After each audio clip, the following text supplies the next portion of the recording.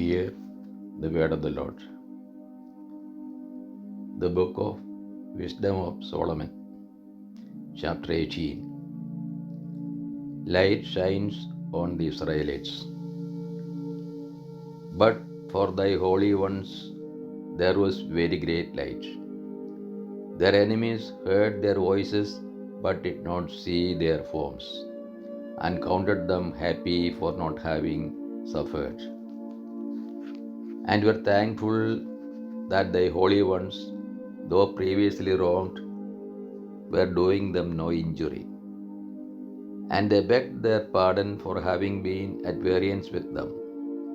Therefore thou didst provide a flaming pillar of fire as a gate for thy people's unknown journey, and a harmless sun for their glorious wandering.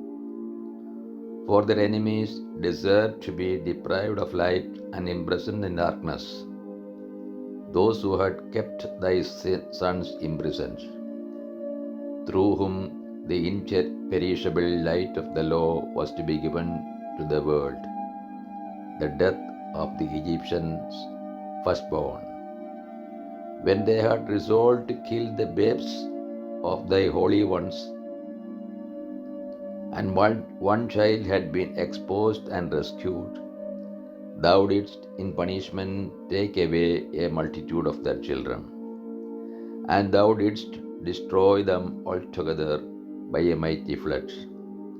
That night was made known beforehand to our fathers, so that they might rejoice in sure knowledge of the oaths in which they trusted.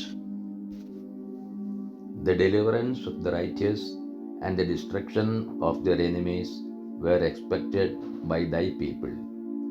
For by the same means by which thou didst punish our enemies, thou didst call us to thyself and glorify us. For in secret the holy children of good men offered sacrifices, and with one accord agreed to the divine law, that the saints would share alike the same things, both blessings and dangers. And already they were singing the praises of the fathers. But the discordant cry of their enemies echoed back, and their piteous lament for their children was spread abroad. The slave was punished with the same penalty as the master, and the common man suffered the same loss as the king. And they all together, by the one form of death, had corpses too many to count, for the living were not sufficient even to bury them, since in one instant their most valued children had been destroyed.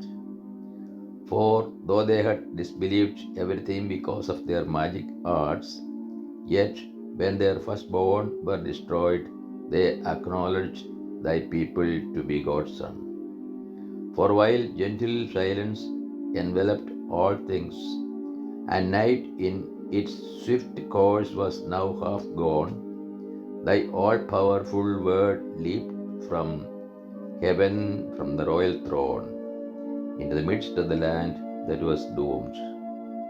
A stern barrier carrying the sharp sword of thy authentic command, and stood and filled all things with death, and touched heaven while standing on the earth.